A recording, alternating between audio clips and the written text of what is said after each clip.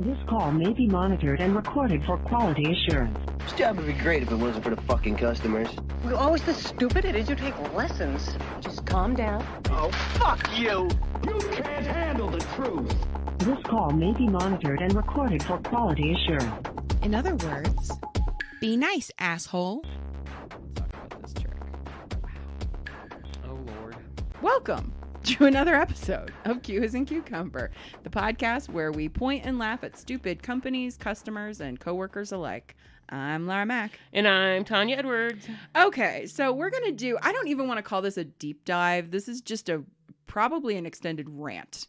Because this bitch, and I know we just finished recording the last episode where we talked about Elizabeth Holmes. That bitch. Thank you. Alan Q. This bitch. She irritates me. I know. Fucking... We're going to need something for this bitch. I don't know what we're going to call her. Maybe by the end of this episode, we will have figured it out. Okay. But let me tell you, I'd never heard of this woman, but she has been all over the news for about the past month because she burned her house to the ground. Like this business that she built. Mm-hmm. Oh, she burnt it to the fucking ground. Just being I don't even know what. I don't know how to classify her.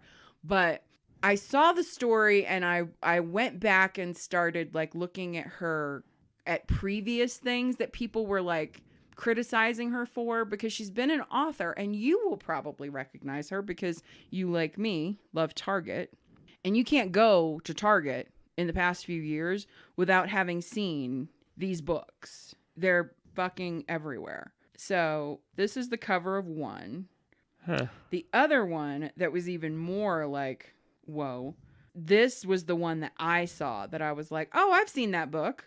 Didn't really know she was had a cult following. But this is the other cover that's always in Target. Why does that name sound so familiar? Oh, because she's been all over the place. Kind of like the Theranos thing, when we first started covering her. Yeah. You see her, it's been marketed in such a way, and especially on social media and in Target and things like that, to where her name sounds familiar, and you, even if you don't know who she is, you're kind of, in the periphery, know who she is. Right. So, we're going to talk about Rachel Hollis. Fuck this bitch. The name of that book was Girl Wash Your Face. Oh, yeah. What the fuck? Oh, we're going to talk about Girl Wash Your Face, because let me tell you. So there are a ton of sources for this. I will link all of them down below. One of the principal complaints about this bitch is she is really, really, really into plagiarizing people. I don't know if she's getting off on it or what, but it's at a level that is quite disturbing. She does it a lot with a lot of people. Mark Twain, all the way down to little family Christian bloggers that 99% of people have never heard of. And she's just ripping all of them off. And she tried to rip off Maya Angelou. Oh, fuck you. Thank you. She posted a quote of hers without attributing it to anybody. And she just thought of some Maya Angelou shit. Yeah. This dumb hoe. Okay, let's go. This dumb hoe. So it says in April 2020, the quote, "Still I rise, plagiarist." Mm-hmm. That's it. Maya Angelou was posted without attribute. You do not. Oh yeah. Plagiarize Maya Angelou, and you don't mention her without giving her credit. Thank you. I have all of her books. Yeah. And Sophia knows. She knows her whole book of poems. Now, one of my favorite sources is a woman, and you'll love her. I'll send you some of these videos. They will crack you up. This woman's name is, she's got a YouTube channel called Savvy Writes Books. Uh-huh. And her thing is she's your favorite gay aunt from the 80s. Alrighty then. I love her. Savvy, oh my God, I love you to death. Because she's an author. She supports, indie authors and indie publishers and things like that. And she was reviewing her book, and she was within one of the reviews before this whole controversy thing started. She reviewed her second book, and she was like, I'm not sitting here criticizing her as a person. I am critiquing her work. I'm not sitting here going, eat a dick, Rachel Hollis. I'm not as evolved as Savvy, and I will say, eat a dick, Rachel Hollis. Fuck this hoe. So I'm sorry, Savvy, you're a way better person than me. I'm going to tell her to eat a dick. Just me. There are a ton of sources. I will post all of the videos that I watched. I will try to reference them as we go along, especially with Rachel's issues with plagiarism. I do not want to be accused of that at all. And I will do my best, especially with the articles. I'll try to source them. I'm going to put everything down below. But the other person I found really interesting that everybody should check out is somebody named Emily D. Baker, the badass DA. Love her to death. Her analysis, I thought, once again, was kind of unique to what everybody else is, and we'll get to that point. Okay, so a couple things about Rachel Hollis. A couple of things that kind of feed in to her, and this is part of the criticism of her recently, is she doesn't recognize in her success the role that luck has played. Right? And there's a couple of things that are now very, very prevalent, have given her that luck to get her career to where it is. Right. One is the attitude of this up and coming generation that they call the hustle culture, where it's you're devoting as much of your day as possible to working, hustling. And when you talk of hustle culture, the more you work, the more celebrated you are. Never mind, you're not, seeing friends, family, you're not living, sleep. You're just existing. You're just working. That's all you're doing. Right. And that's very much part of her brand, is just this hustle. Like everything she has done, she has moved on. Even though she's talked about it like it's her passion, she's kind of moved on to the next shiny object that can make her more money. Right. Well, is it your passion or is it not? It really does feel like, okay, you were just selling a product. You weren't being authentic. Right. The other thing is toxic positivity, the rise of toxic positivity. This attitude that you see, especially, and we're going to talk about this a little bit, especially in the MLM culture, the multi-level marketing culture, this toxic positivity of not acknowledging when you don't feel super happy. Like it's this attitude of if you're always positive, you're always on, you're denying the human experience when you do that. Right. And I believe I saw that on one of the videos, not sure which one. I saw a lot of videos on this bitch. Good Lord. But that is very much her thing of just basically pretending like everything's okay. And that's what she's preaching in these self-help books, is this toxic positivity. Right? I mean, you can't be positive all the time, because some shit is going to make you sad. Some shit is going to piss you off. Sometimes you just want to be left the fuck alone to sit on your bed and eat a box of Oreos and drink some Kool-Aid. Fuck off. It happens. It does. It very much does. So here's the deal with Rachel Hollis as far as her early life. She's the daughter of a Pentecostal preacher. Her parents had a very turbulent relationship. And they would break up and get back together and break up and get back together. And it was always fighting and blah, blah, blah, blah, blah. She does have a very sad story that she recently went into details about in her last book, where her brother committed suicide and she actually found his body. That's awful. Which is awful. That's a horrible, that's traumatic. At any age. Thank you. That's pretty awful. Awful. And I have empathy, and sympathy for that. One of the things that Savvy talks about in her review of, I believe it's Girl Stop Apologizing, I think. But she talks about, there's this concept in writing that's called the voice of innocence versus the voice of reflection, right? And the voice of innocence is you tell a story of you as a child and what you thought of that situation as a child. And then you talk about that situation as an adult, reflecting on it, and what you may have learned or how your opinion may have changed. Right. So it's the voice of innocence versus the voice of reflection. Here's kind of all you need to know for me about Rachel Hollis in that thought process. She tells this story about her parents finally splitting up for the last time. And they had a very turbulent relationship. And her sisters, for some reason, stayed with her father, and she went to live with her mother, but her mother could only afford this, crappy little apartment. Right. And she talks about this birthday that she had that she was super embarrassed because, her friends had money and they didn't, and they were in this dingy apartment and eating this, boxed cake. And for her, this was just humiliating, right? And she talked about her wish for that birthday was that someday she would be rich. And in this telling of the story, she doesn't seem to and as a child, you get it. Once again, the voice of innocence, right? Right. She doesn't think that her mother leaving her father was kind of worth it. Right. Because they had this seemed like a terrible relationship, right? But in her voice of reflection, she doesn't acknowledge that. She still has that childlike, like, I wanted to be rich, so now I am. And there is no reflection. Like, there is no reflection that my mother did the best that she could and got us out of that situation. And, right. you know, all she saw was my mom was poor. Right. Right. And it's really quite, I mean, everybody's obviously entitled to their own, the way they perceive things. Right. But I thought it was interesting that she has zero, like, reflection of this, this time in her life as being anything other than what she thought it was at the time. Embarrassing, humiliating to have what's wrong with box cake? Box cake is good. Right. Shut up. I make cakes all the time out of the box. You know, and it's like I told one of my friends that she was married. She was extremely unhappy. She worked with us at the credit card place, right? When I was an agent. And her husband was a real piece of shit. He cheated on her all the time. She cheated on him. Then she would stay and she'd be like, oh, you know, but I just have never been on my own. And, you know, and he makes all the money and I like having a new car and the big house and all this stuff, you know. She was like, and my money is just for me. I was like, okay, you know, that's understandable. I get it. You know, you're used to living a certain way. But at some point, you have to think about, okay, so do I want to struggle and be happy and at peace? Or would I rather have everything I want and be fucking miserable? Yeah.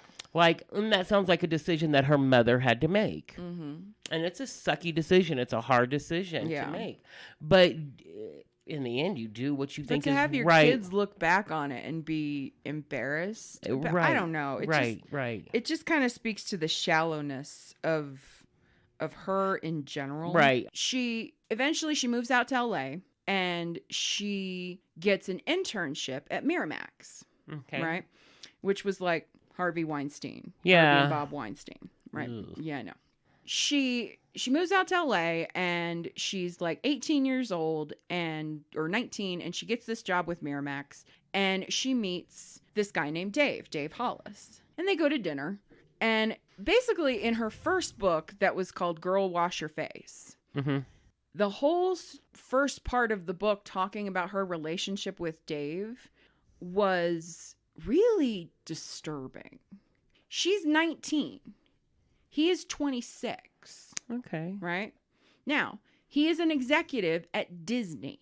Well, they're all creeps anyways. Oh, you trust me. Watch the Savvy video. She talks about this a lot. She's like, I already thought Disney was evil. This is ridiculous. Great, yeah. But they go out on this date and he makes some comment like, I hope you're not one of those girls that doesn't like to eat on a date. And she eats like half a pizza to prove a point, basically. And like the rest of it is talking about this emotional manipulation of her, where basically he uses her as a booty call. Now, this is the first man she's ever dated. She was raised by a Pentecostal preacher. Like her date with him was her first date ever. And then she talks about how her virginity was only technical at the beginning of their relationship. Like during the beginning of their relationship. Wait, what does that mean? Poopo loophole. Oh, okay. Love you, Savvy. I've heard that term before, but Savvy said that. It was really funny. The loophole. Shut your fucking mouth. Nerd. Just go ahead and get it over with. I mean, Jesus Christ, no. But basically, she talks about the whole part of this book is like him being emotionally abusive to her and using her as a booty call, basically. Literally. A fucking booty call. Then he gets like a promotion and he's got to move to a different office. And in an attempt to keep him, she gives up her virginity. Right? And then finally, when she stands up and she's like, no more, blah, blah, blah, yada, yada, I'm done with you. As her guts are falling out of her asshole. Thank you. Then he shows up at her house and is like, no, you're the one. Fuck off. Like he treated her like shit, and when she stood up for herself, apparently she writes it as this fairy tale. Right, like I had to stand up to him and make him know my worth, and I showed him, and then he fell in love with me because he wanted a strong, independent woman. No. And no, he wanted a doormat, you dumb bitch. Like, and he realized at that moment, like, he was losing his doormat. Right, because men will say and do anything they can to keep their doormat. Thank you.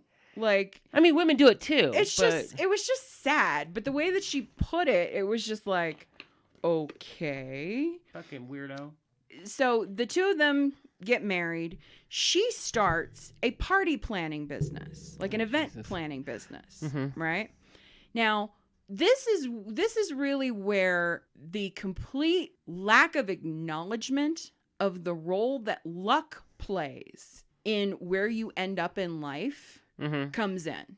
She talks about it like she was on her own and she took all the risks and she built her business from the ground up, not using her, connections. Bitch, you're married to a Disney executive. Right. And you started an event planning business. I wonder who your first clients were. Right. And then she even slips in a line of like, oh, and by the way, Dave covered my financial losses, but I did it all on my own. Right? Yeah, you can't scream independence. Right. So it moves to like a party planning business and eventually into like a cooking, like, I don't know if it was a cookbook or like a blog or whatever. She really kind of blew up in the public's mind from this Instagram post that she had where she posted a picture of herself in a bikini, right? But she's had like 3 or 4 babies. At a certain point, you just don't get that body back. Right. It's a little, yeah. Right. So she posted this Instagram post where there was unedited, like you could see her stretch marks, etc.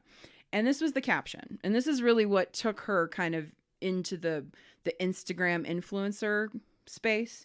She says, I have stretch marks and I wear a bikini. I have a belly that's permanently flabby from carrying 3 giant babies and I wear a bikini. My belly button is saggy, which is something I didn't even know was possible before, and I wear a bikini. I wear a bikini because I'm proud of this body and every mark on it. Those marks prove that I was blessed enough to carry my babies, and that flabby tummy means I worked hard to lose what weight I could. I wear a bikini because the only man whose opinion matters knows what I went through to look this way. That same man says he's never seen anything sexier than my body, marks and all. They aren't scars, ladies. They're stripes, and you've earned them. Flaunt that body with pride. Great. Yeah. Great. Good on you.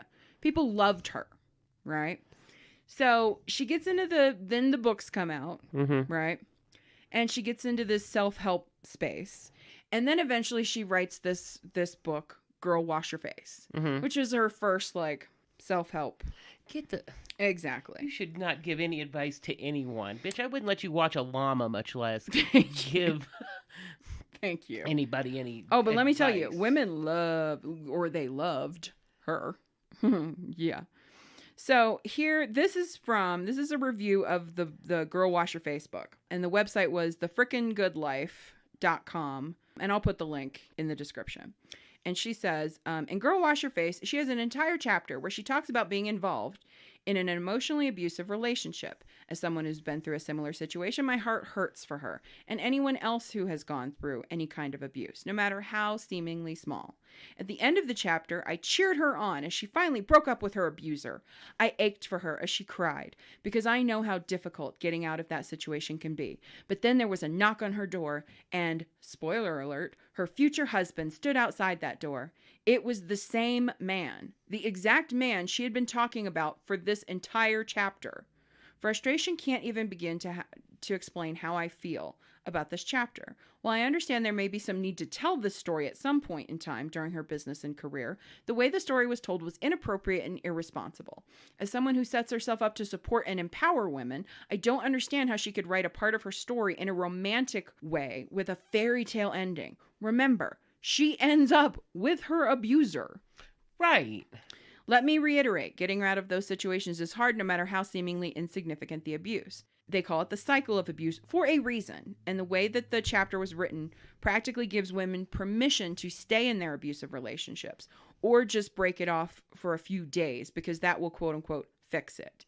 Ladies and guys too, it is not okay for someone to abuse you in any way and then walk back into your life and apologize and expect it to magically be all better. It doesn't work like that. You're an amazing, beautiful, fabulous work of creation, and you deserve to be treated as such. No one is allowed to take away your unique sparkle and joy. Your fairy tale ending isn't going to just happen. You have to make it. So as hard as it is, move on and find a better ending, because living with abuse isn't it. Thank you. Thank you. Yeah, because Beautifully said. why, as a woman who has gone through some shit like that, right? Mm-hmm. Would you encourage your fellow humans, male or female, to put up with any of that shit? Yeah.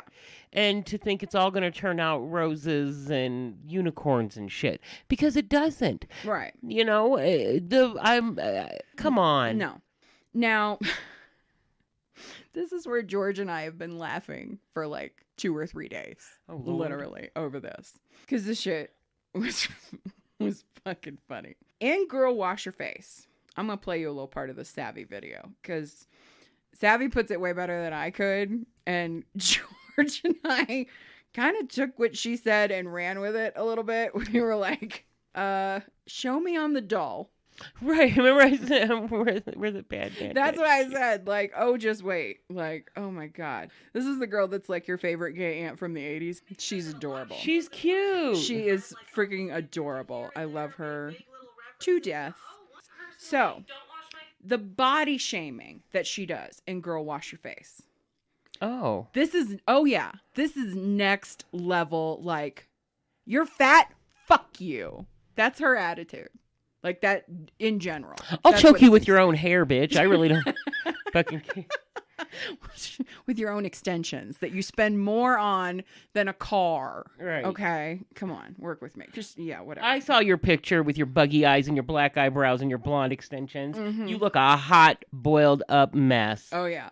So she is just, but the way, it is one thing to try to motivate somebody to try to lose weight. Right. If that's what you want to do, if you want to say like, It's you're beautiful inside and out. Now let's be healthy so that you can live your best life. right, I'm probably saying it wrong. Like if you're not, let me put it this way. If you're not happy with your outside, Right, okay, right. then You have to make the change. let's motivate, Yeah. let me try to motivate you to change that. But the way that she does it in this weird, like Dr. Phil bullshit kind of way, that you're this tough love approach that you're like, no, you're just a cunt.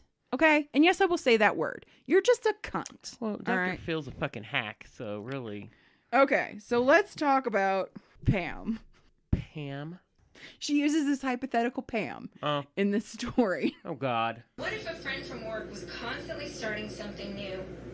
Every 3 Mondays, she announced a new diet or goal, and then 2 weeks later, it just ended.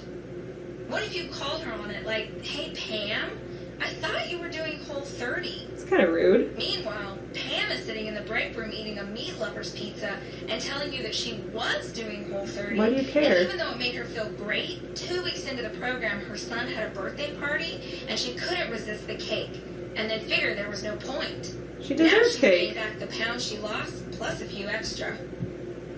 Y'all, would you respect her? Of This course. woman who starts and stops over and over again? Would you count on Pam or the friend who keeps blowing you off for stupid reasons? They're not the same Would person. you trust them when they committed to something? Of course I trust Would you Pam. believe them when they committed to you? Pam's a liar now? No. No way. What? At that level of... What? What? Okay, so our friend Pam here, who is doing an oddly specific diet every Monday and then decides that she wants to have a piece of cake at her son's birthday party, which is like a totally reasonable thing, ruins her diet and is eating pizza, and Rachel walks in and is like, Pam, why are you eating pizza? I'm the food police over here. I watch what everybody's eating in this office and I comment on it because that's a totally normal and non-invasive thing to do. And Pam's like, oh yeah, I decided not to do the diet because I wanted to eat some cake and pizza again. And would you trust Pam? Of course I fucking trust Pam. Why would you? Oh my God, like, Rachel, this situation is so oddly specific that I'm kind of worried that like did Pam hurt you? Rachel, are you okay? Like, did Pam do something? Like, you can tell me. Ha! So George and I, for 2 days have been walking around going, show me on the doll where Pam hurt you. Like, what the fuck? Leave Pam alone. Right. I feel like Pam didn't do anything to you. This is extremely like oddly specific. Thank you. And I feel like, okay, so either this is some shit that I think somebody named Pam really did, or somebody. I was think a this shitty is her. friend. I think that this is her transferring her husband's shit behavior and trying to justify it because it's okay to shame fat people. I Maybe. think that's what it is. It Like, could be. But for me, it was just like, okay, think about our friendships. You, me, Sophia, Jess, Yeah. Carly, Johan. We count on each other. We have been there for each other for a decade. yeah. Like, plus. Every one of us, probably even Johan and Carly, have probably started a diet and maybe failed at it. Think about how much we count on each other and we know we can rely on each other. Every single one of us has failed a fucking diet. Oh, hell Have yeah. failed multiple diets Multiple. over a decade. Yeah. And you're telling me that I can't trust Sophia? Fuck you. I can't Right. trust Jessica? Right. Double fuck you. Right. Like, come on. That is like the most ridiculous. And even if they're not as close as we are, and they're just a coworker that maybe you might see, you know, at TGI Fridays for drinks every once in a while with the rest of the office or whatever, that's still not a fucking reason to not trust them. Thank you. Like, but you trusted that guy that you married. thank you. Come the fuck on. Now, this is more of the fat shaming. Let's take a look here. This is from Laura Turner at BuzzFeed News, and I'll put the link to the article here. She says, in a chapter of Girl Wash Your Face about, quote, emotional eating and a desire to lose weight, Hollis warns the reader, this is where I should tell you that I am worthy and loved as I am. This is absolutely true, but this is not where I'm headed with this chapter. For the next several pages, she continues to shame fat people. Quote, humans were not made to be out of shape and severely overweight. You can choose to continue to abuse your body because it's all you know. You can choose to settle for a half-lived life because you don't know that there's another way. Plus, please stop making excuses for the why. Hollis spends a lot of time on body image in Girl Wash Your Face, but perhaps nowhere is it as harmful and ignorant as when she's berating people who do not, quote, keep their commitments, especially when using the example of dieting. Diets do not work, Michelle Hobbs wrote in a recent HuffPo article on the harmful misperceptions around obesity among medical professionals as well as civilians. Not just Paleo or Atkins or Weight Watchers or Goop, but all diets. Since 1959, research has shown that 95 to 98% of attempts to lose weight fail, and that 2/3 of dieters gain more back than they lost. Yet, according to Hollis, we shouldn't be able to respect women who don't stick with their diets, because we cannot rely on them to keep their word. She imbues fatness with shame of moral failure, and demeans women who struggle or do not want to lose weight. This is perhaps clearest encapsulated in the cruelty baked in Hollis's philosophy, but it's certainly not the only example. It's just a ridiculous it's fat shaming. argument. That's all it is. Like, is fat shaming. That's all it is. And it's somebody who, like those kind of people, like they, no matter what someone like me has on, or the way that I look, or the way I carry myself, or what my position is, anything. Those are the kind of people that look down on me because I'm fat. Right. And you know what? I don't give a shit. I don't give a shit because I know that I'm a good person. I know, but there's some women out there that you don't. Can count on me. Right. But there's some women out there that take that kind of shit to heart. And then they end up locked in a closet eating, marshmallows at 3:00 in the morning and then throwing up all damn day. So fuck you and your fat shaming, you stupid cunt. I'm just saying. No, and we'll get to more of the body pisses shaming. me off. Oh no, that pisses me off because I told you. have a daughter.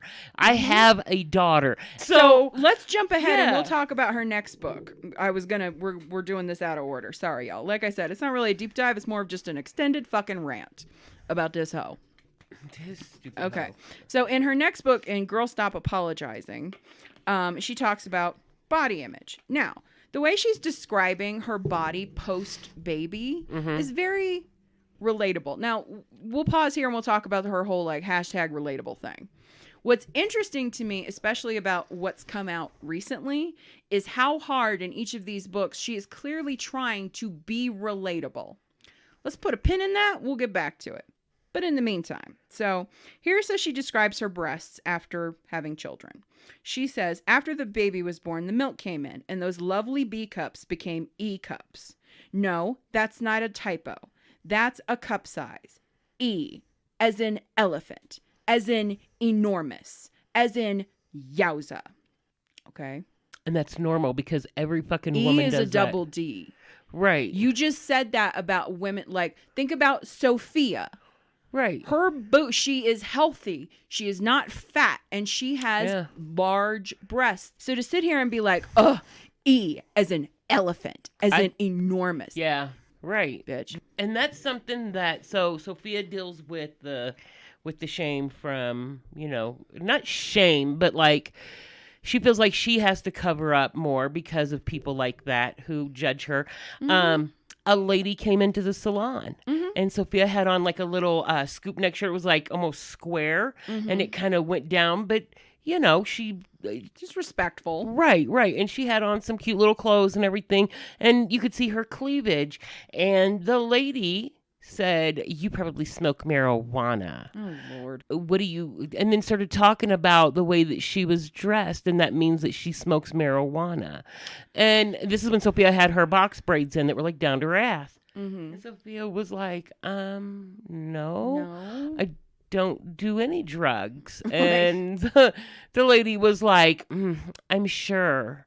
And I was like, so boss came and was like, you know what, ma'am, you're not going to harass my receptionist like that. No. She was like, well, I spend a lot of money in here. She was like, that's great. And We that's appreciate nice. it. That's Goodbye. nice. But you're not going to talk to her like that. Yeah. She's for her. Yeah. And Sophia, she was just, I'm sure, just the way she was looking at her. Yeah. Stay in your fucking lane. Thank you. Now, and don't do it with anybody, not just a kid, but anyone. Not at all. But she talks about like when she was at her heaviest, at a size 14. Oh my God, you fucking... Just like it was like the worst thing in the world. Okay, let's talk a little bit more about Girls Stop Apologizing. The book is divided. Now, this is from SundayBrunchCafe.com. I'll post a link to it. It says the book is divided into 3 parts. The first is excuses to get rid of. Next section is behaviors to adopt, and finally skills to learn. I like the structure because you can't really get on to learning skills or behaviors if you don't first acknowledge that you're tripping yourself up with excuses. Okay. Makes sense. Fair. The first thing that rubbed me the wrong way in the book is the number of times she says, you are a grown woman. I think this is supposed to be inspiring, yet like a jolt for you to recognize, heck yes, I am, and I do what I want. It's supposed to show us the power and agency we have over our lives. But the way it's used, it's more of subtle shaming. Like, why are you still letting this happen to you when you are a grown woman? And then she says the next thing that rubs me the wrong way is how many paragraphs are just fluff. She peppers every few paragraphs with jokes, either cultural reference jokes or funny stories that have nothing to do with the plot. My main issue with this is that she claims to hate qualifiers like #girlboss or #bossbabe. Why can't we just be a #boss? Why do I need to soften it? But I ask, why is her leadership chapter a title, as in lead /her -ship? Why can't it just be leader? You don't like the term boss babe. You just want to be boss. Right. Why can't it just be leadership? Why does it have to be lead her ship? Like, you're doing the thing. Right. The thing that you don't like. Exactly. Okay. She says that I found her little jokes were doing just what she claimed to hate. When she deep dives into a serious issue, the next paragraph will be a joke or some banter before bringing you back to the serious issue. She feels she needs to soften her delivery. While she's sitting here saying, I don't like these softening like boss babe or whatever, or girl boss or whatever. She's a hypocrite. But we'll talk about a little bit. Let's get back to her husband, because her husband also wrote a book. And I thought this was interesting because her husband writes this book. And this was, let me find it. It's the Washington Post. I believe it's a Washington Post article. If she doesn't have him saved in her phone as Pooper Scooper, I'm going to be mad. You're like, So she tells this story in her book. I believe it's in Girl Wash Your Face. I could be wrong about that. But she tells this story about how she was working on this deal, right? That she was she was interviewing for a job, excuse me, that she was super duper excited about. And she'd gone through like a couple rounds of interviews to get this job. And she was like in the home stretch, and she was very excited. And her husband, he says, don't get too excited. You've got a 1 in a million shot at getting this job. Which is pretty fucked up. Right. And she's like, excuse me, why do you think I only have a 1 in a million shot? Like, I'm through like 3 friggin' rounds. Like, I'm a finalist. Why would I? Are there a million finalists that have gone through 3 rounds of interviews? Right. Why do I have a 1 in a million shot? And I get like your partner tempering your excitement with a little bit of reality. Right. There's absolutely nothing wrong with that. But saying it like that is okay, fine. But then he says to her when she challenges him on it, okay, maybe not 1 in a million. You have about a 3% chance of getting the job. Now, she ended up landing the job. Right? Now, in one of her videos, she talks about her little bracelets that she's got all these like little charms on, right? And one of the things that she did was she got a little charm that says 3% on it. And in her cutesy little telling of it, it was just a reminder that the person who believes in me most doesn't believe in me as much as I believe in myself. Okay? This is from, I know. This is from a Washington Post article. Oh, I can't find the source.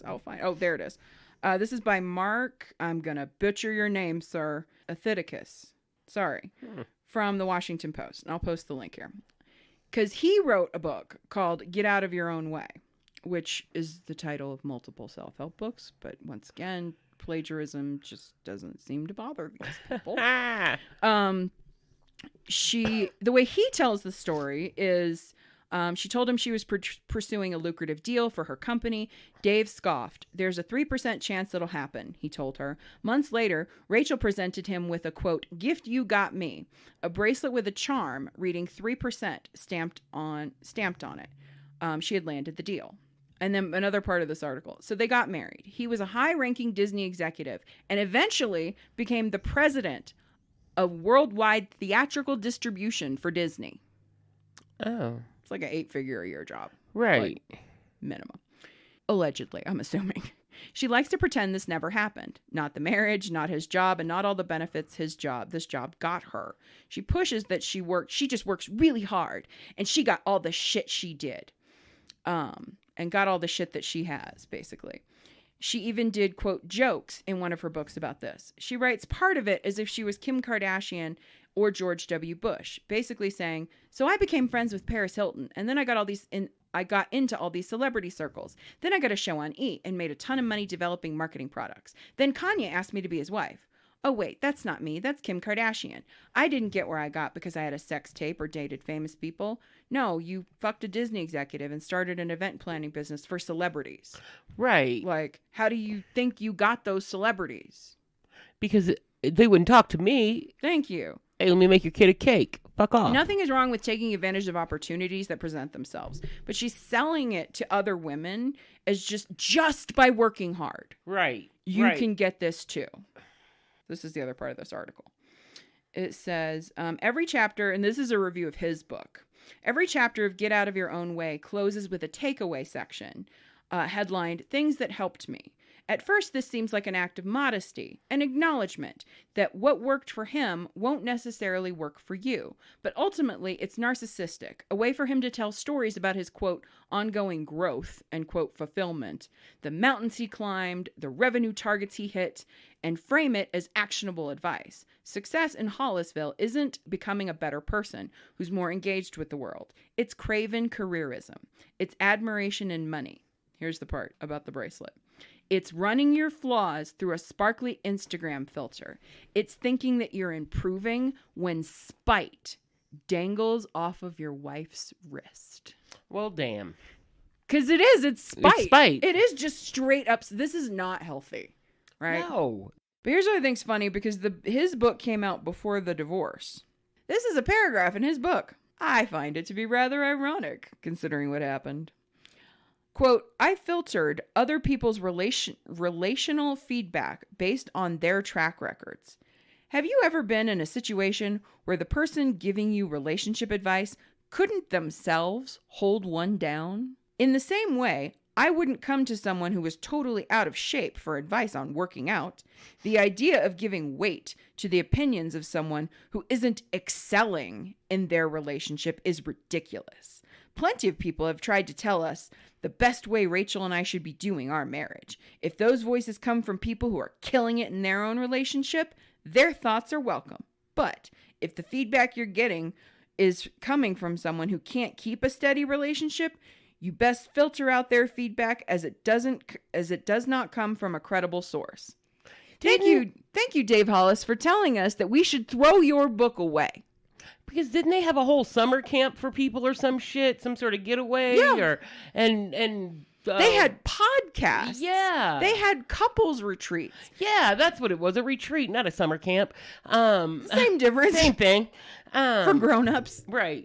Like, I mean, I agree. Like, nobody wants to get weight loss advice from me. No, of course. Nobody would want to get weight loss advice from me. But at the same time, you're sitting here not at this point in my life. But I am going to start water aerobics next week, so watch out, bitches. Look it up. Look out. Back up, y'all. Follow me for all your health issues. But to sit here and say, like, you shouldn't take advice from people who aren't... and to describe your relationship as excelling, you're describing it as a career.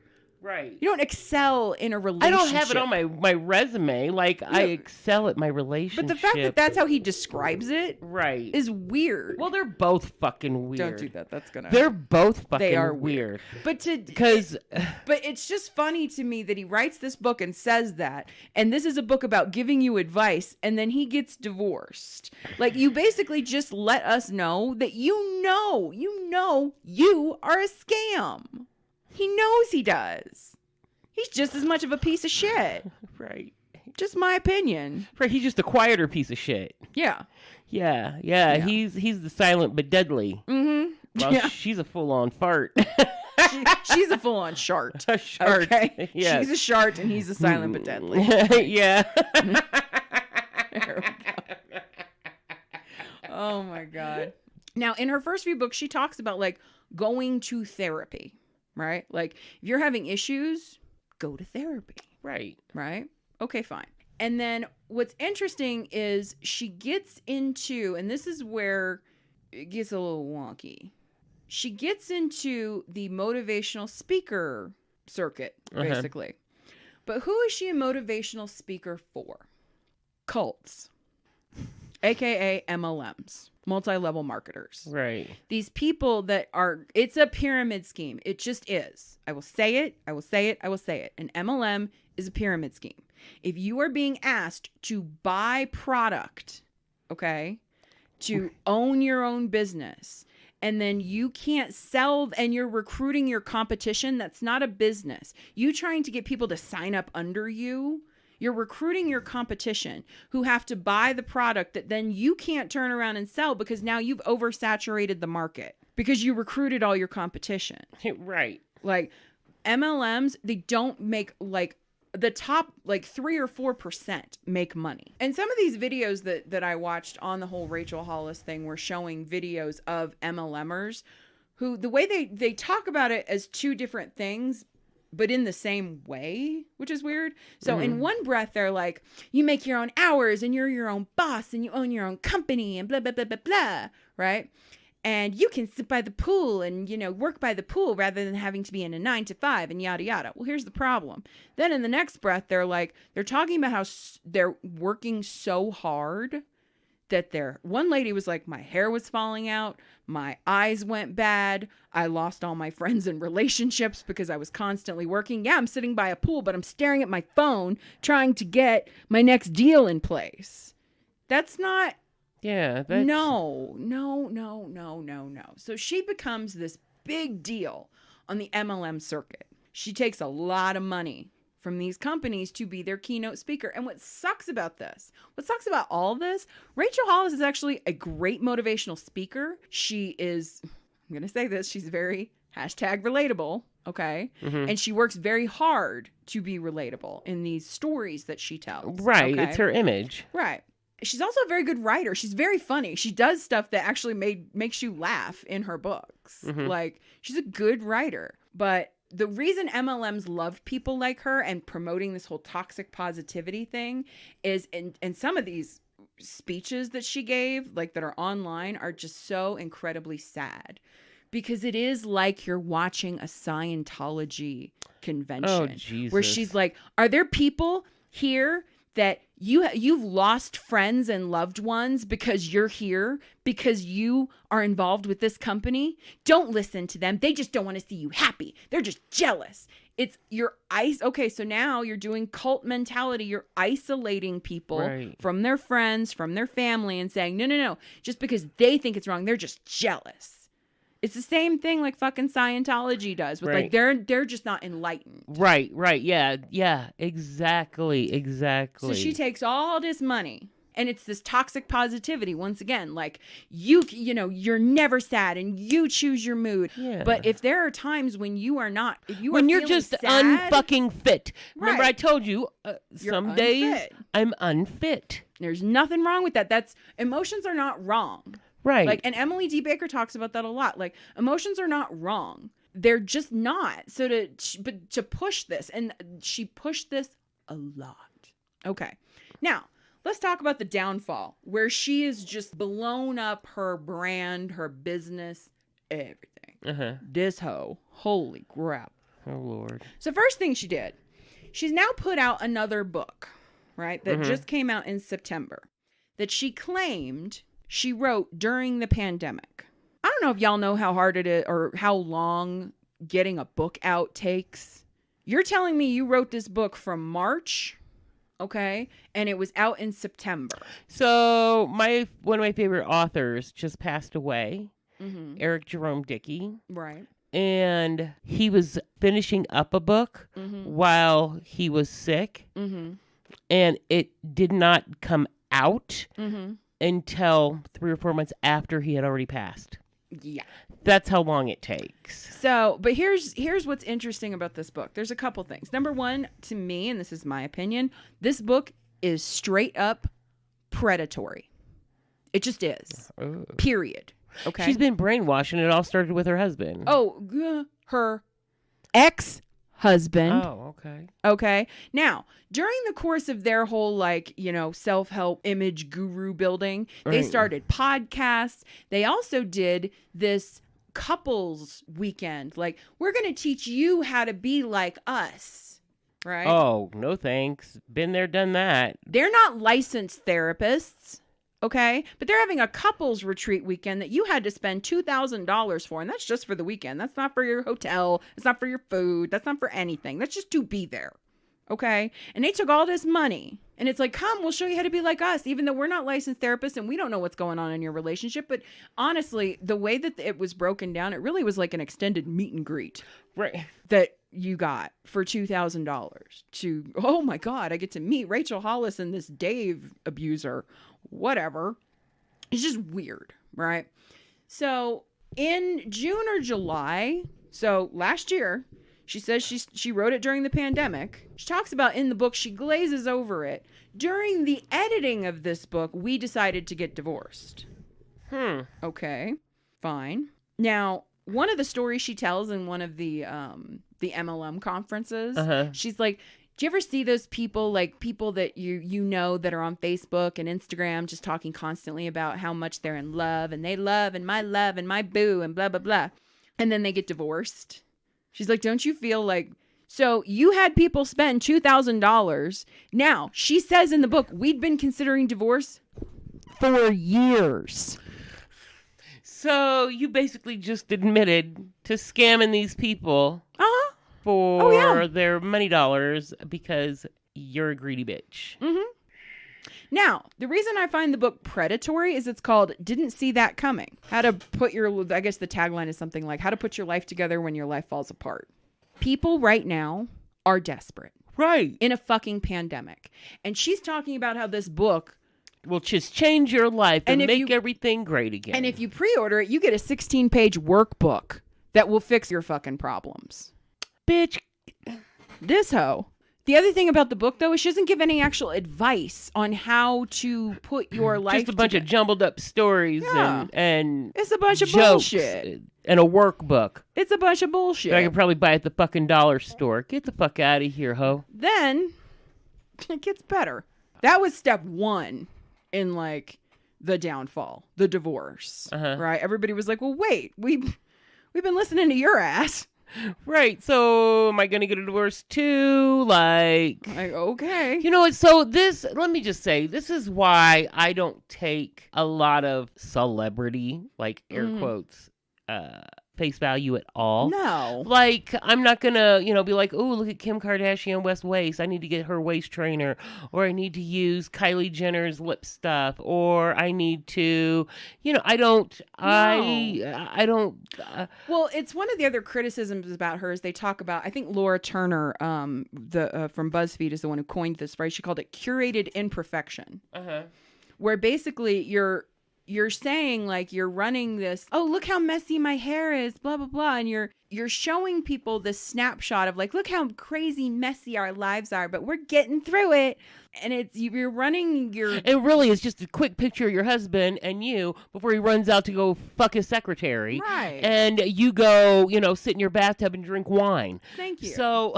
It's what she calls curated imperfection. Right. But, so number 1, the divorce. And I will post, there's actually a video that I watched. Oh, I think it's called Cruel World, Happy Mind. I love her too. Super anti-MLM girl. She's adorable. She reminds me of my little sister. She's precious. But she talks about like the 3 things that kind of brought this bitch down. And one is the divorce.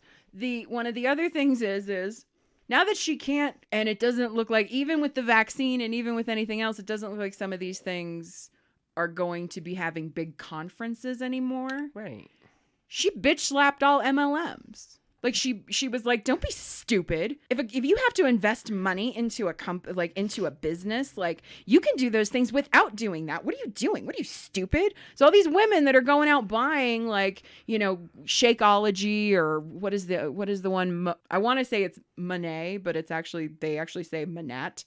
Or Manate, I don't know. Yeah, whatever it is, LuLaRoe or whatever it is. No. You have to buy the product. It's not about you. And this whole like you're hitting your sales goals. You didn't sell the product. You just bought the product. Right. And you're trying to sell it. Right. If not, you're just stuck with a whole room full of fucking leggings and coffee cups. And after taking all this money, probably millions of dollars, in my opinion, to speak at all these conferences and all these women at these MLM groups that absolutely adore her and bought her book, she turned around and said, y'all are fucking stupid for being in an MLM. Okay.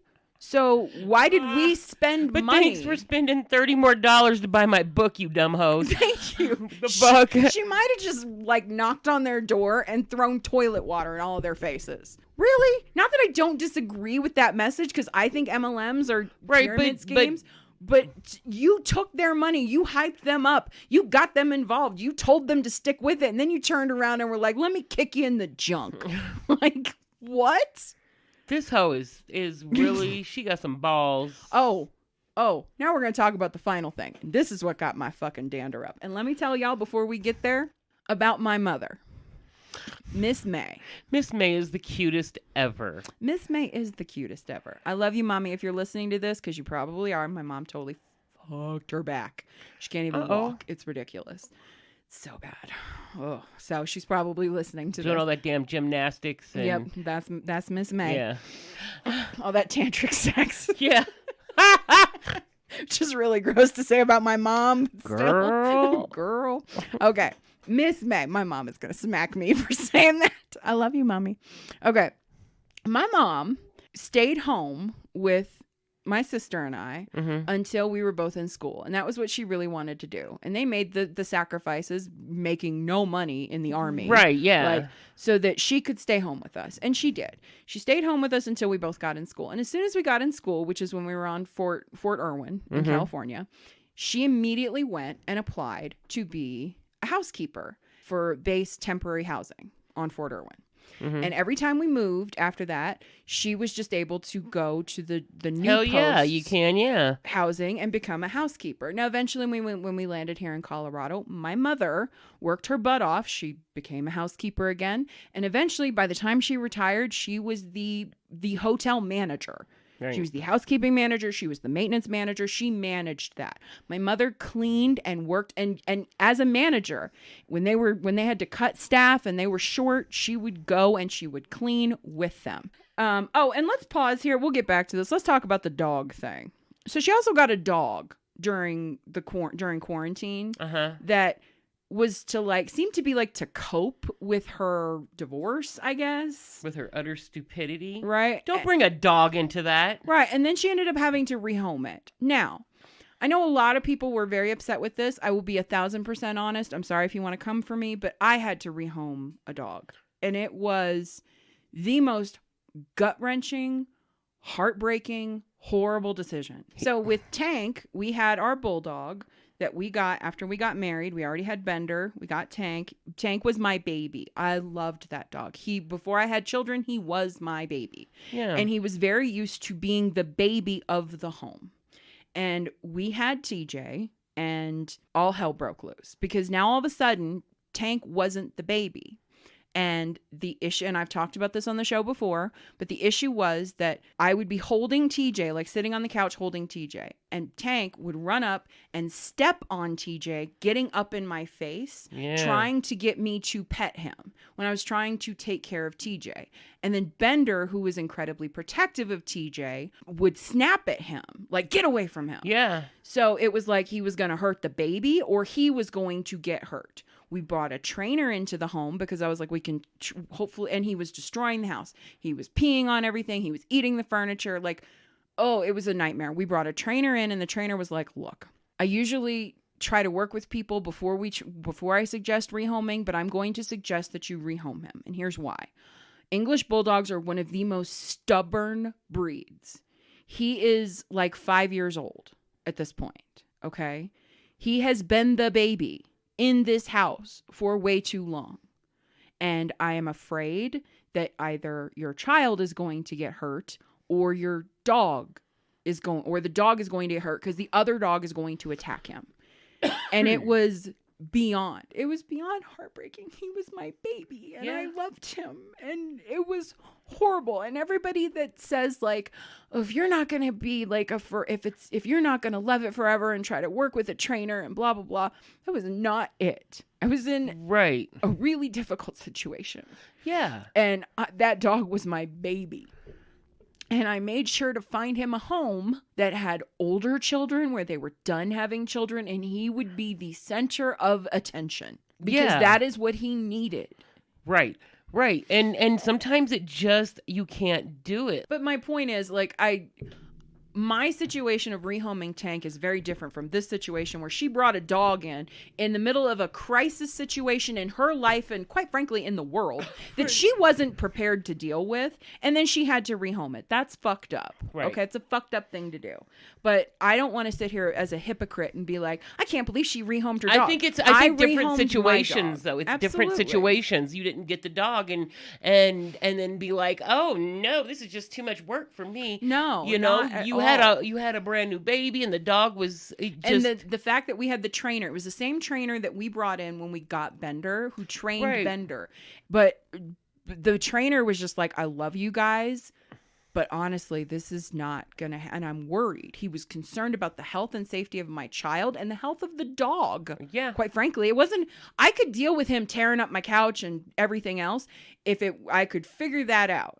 Okay, but I'm sorry. It was just a different situation. When it's but I want to just be 100% honest. I don't want to be a fucking hypocrite like this hoe. But okay, fine. Anyway, so the last thing that really blew it up is she was doing an Instagram live. Mm-hmm. Okay, and she said something on this live video about her housekeeper. Now, she's talked about in some of the videos with the husband, the now ex-husband, she talked about the 5 things you need to do for your marriage. And one of the 5 things is hire a cleaning person because they're extremely busy, et cetera, et cetera. You no longer have fights about, who's going to clean what and blah, blah, blah if somebody else does it for you. that was her. She was like, if you can afford it, get a cleaning person. I have somebody a company that I hire that I love, Cottage Care here in the Springs. Love them to death. They're awesome. They're fantastic. Okay, fine. But the issue is, in this Instagram Live, she mentions this cleaning person, right? Mm-hmm. And something happened on that video, and somebody commented about how she was speaking about it, and this was her response. She posted this TikTok, and this TikTok is what blew up her fucking world. Rightfully so. Watch this shit. Yesterday, I was doing a live stream, and I mentioned that there's a sweet woman who comes to my house twice a week and cleans. She's my house cleaner. She cleans the toilets. Someone commented and said, "You are privileged AF." And I was like, you're right. I'm super freaking privileged, but also I worked my ass off to have the money to have someone come twice a week and clean my toilets. And I told her that. And then she said, well, you're unrelatable. What is it about me that made you think I want to be relatable? No, sis, literally everything I do in my life is to live a life that most people can't relate to. Most people won't work this hard. Most people won't get up at 4 a.m. Most people won't fail publicly again and again just to reach the top of the mountain. Literally every woman I admire in history was unrelatable. If my life is relatable to most people, I'm doing it wrong. Okay, so first off, her face bothers me. It's so harsh. It's so hard. Her face is so, and, okay, clean your toilets. Thank you. Now, first of all, Is that all she does? to describe somebody as the grossest part of their job, like not my cleaning person, the woman who cleans my toilets, okay? You're degrading this woman. If somebody referred to my mother as the woman who cleaned the toilets, Yeah. I would punch him in their fucking face. I used to work at the Antlers. I was a house cleaner. As a house cleaner, as a second job. I would do hair all fucking day. And then at night, I would either go work in the laundry room. And on the weekends, I would clean rooms. Let's think about it like this. Our daycare provider was Grace. Grace was our daycare person. Nathan, for those of you who don't know, I have an adopted son. Nathan, his mother was a dear, dear friend of mine who passed away. We adopted him. I had been friends with her for a decade. When I got pregnant, she was the first person I called. And we talked about our relationship as far as her taking care of TJ. She's not my daycare provider. She is my co-parent. Right. She's co-parenting with me. Right. Because we need to discipline the same way, have them on the same schedule, do all these things. We are co-parenting. If I ever or heard somebody ever describe Grace as the woman I pay to wipe TJ's ass, Yeah. you're degrading this woman by referring to her as the most disgusting part of her job. That's disgusting. Now, to those who are like, oh, well, you can't compare the cleaning woman to somebody like Grace who co-parented with you. Bitch, you listed off a cleaning person as one of the ways to keep your marriage alive. Right. I'm going to say it's just as important to you. Right. Whatever. Anyway, that's number one. Let's unpack this. Number two, this whole most people won't get up at 4 a.m. Fuck you. Bitch, Once you don't again, have no idea. not acknowledging the role that luck has played in where she Right. got. A lot of people get up at 4 a.m. and work their asses off, and they don't have what you have. Why? So I heard one person on one of the videos said it. I can't remember who it was. I'm sorry. I'm posting all the links in the description. But one person was like, okay, so instead of describing you as a motivational speaker, we'll describe you as the woman who fucked a Disney executive to get where she got. In the ass. Thank you. Yeah. Let's describe you as the most disgusting part of what you did. Right. Of what you do. Right. Getting rammed up the asshole by a Disney executive who doesn't respect you, emotionally abuses you, and you fucking take it and tell other women to take it too. Oh my God. There's so much to unpack there. And I think Emily Baker really put this best. Like, she's missing the point when the woman said, like, she's privileged. She's missing the point. She's talking about your privilege is the privilege that you have innately. your privilege is showing. Right. Not in your a good money. way. Right. Your privilege. It's just she misses the point completely. Now, and you know what? I whenever my kids were young, I can honestly say I got up at about 4:15 every morning, got myself ready, did laundry, cleaned my house, started dinner, got my kids up, took them to 2 different schools, came to work at a shit-ass job to make sure that they had what they needed, picked up one kid, went back and picked up the older kid, and didn't get home until about 7 or 8 o'clock at night. And then would stay up until 10 or 11 o'clock at night, sometimes later, making sure that uniforms were clean, lunches were made, dinner was prepped for the next day, work stuff might need to get done, whatever. So don't tell me the unmotivated people or you got to where you're at because you get up at 4 o'clock in the morning and you're just so motivated. Bitch, I was motivated and I raised 2 kids that are decent human beings. Thank you. One Twitter person says, everyone works as hard as you do, especially the women on her hands and knees scrubbing your toilet while you prance around making videos about how much better you are than she is and call it work. Like, you're sitting here saying she can't have what I have because she doesn't work as hard. She has to scrub my toilets because she won't work as hard as me, basically. People fucking flip the fuck out. When she talked about, like, every woman I admire in history was unrelatable. Uh-huh. Now, the relatable thing, let's talk about that real quick. Everything in your entire career has been to be #relatable. Right. And like, what are you talking about? You don't want to be related. That's your brand, you idiot. What do you mean you don't want to be relatable? Telling the story about your boobs wasn't to be relatable? So what was that to be? I don't know. Like, just weird. Okay, got it. So now, fuck off. On that TikTok, let's talk about this. Let's talk about the caption on the TikTok. Because here's what really got people fucking riled up. Here is what she captioned because she talked about the women that are unrelatable. She captioned the post. Harriet Tubman, RBG, Marie Curie, Oprah Winfrey, Amelia Earhart, and she continues to list people like Malala, right? And then she says, unrelatable AF. Happy Women's History Month. So that's what she captioned in that video. I really think that she's misunderstanding when somebody says you're privileged.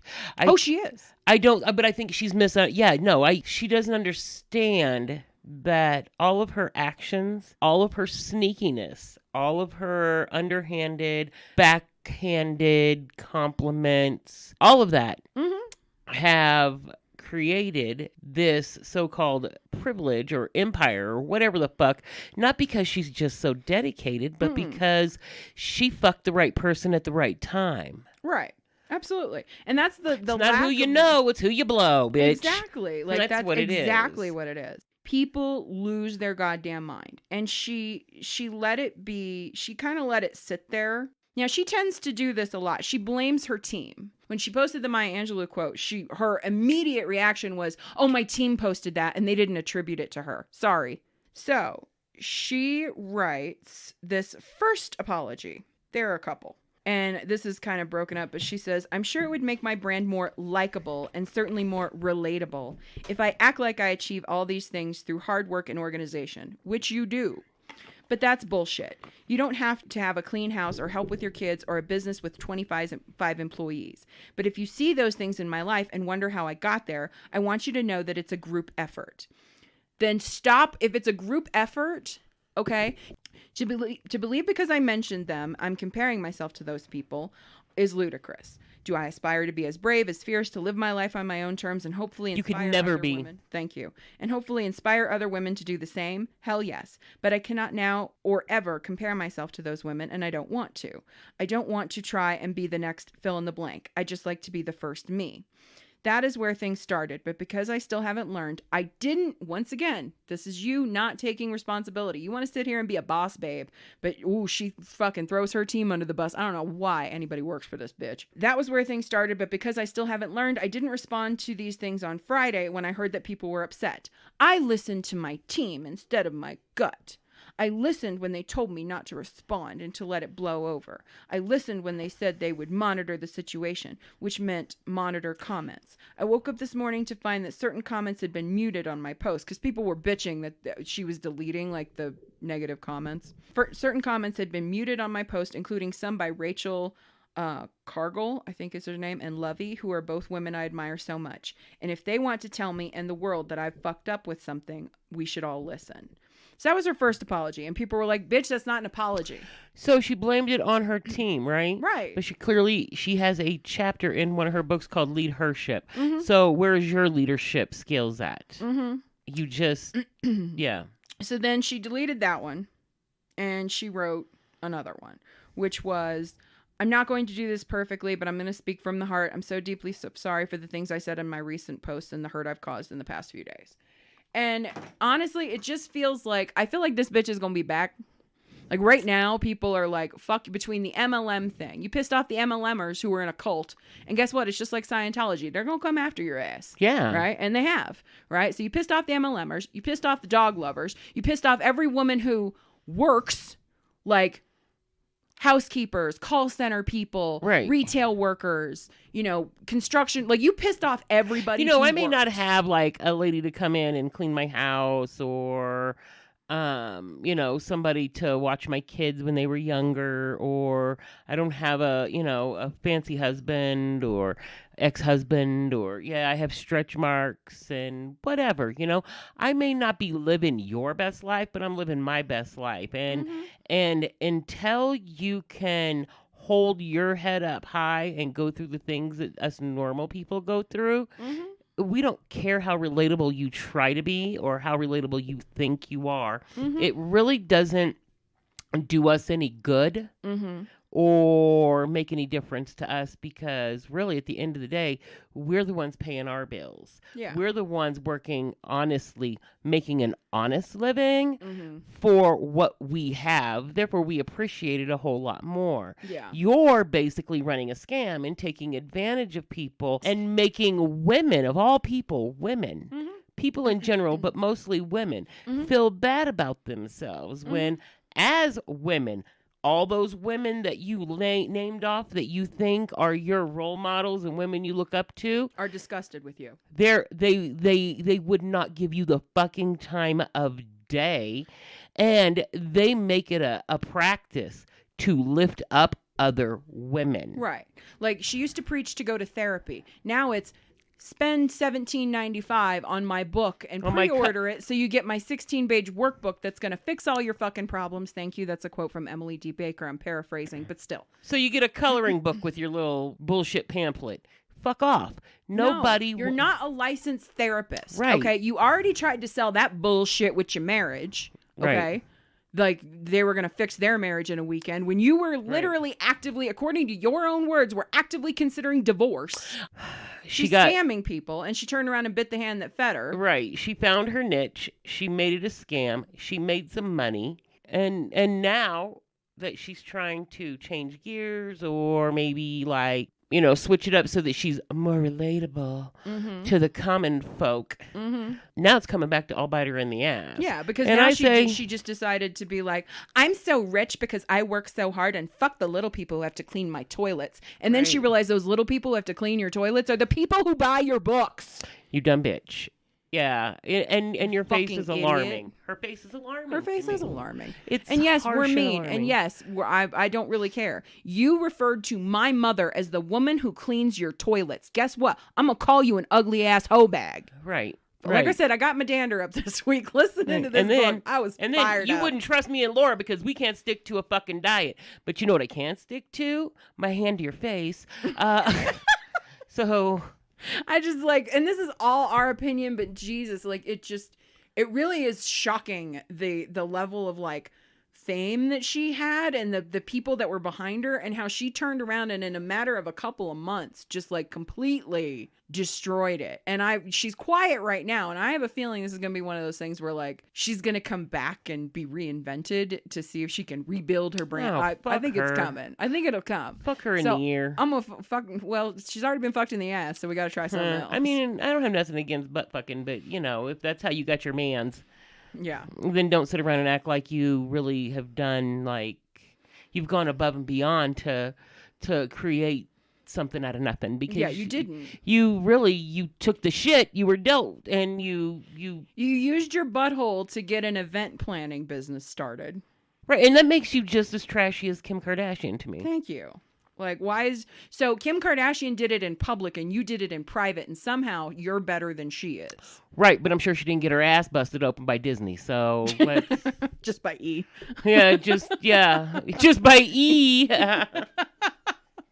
All right, so that is our last episode for a little bit. I'm going to try to do some stand-in episodes with the lovely Jessica. Because I'm going to go on vacation. Tanya is taking a much-needed vacation, so when we don't have episodes for a few weeks, sorry, Rachel Hollis, we're going to take some time off.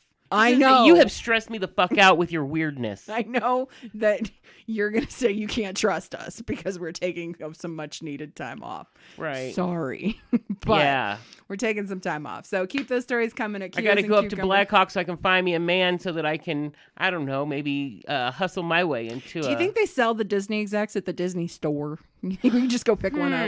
Do they have a Disney store? It's like brick and mortar? Do you have to go online now?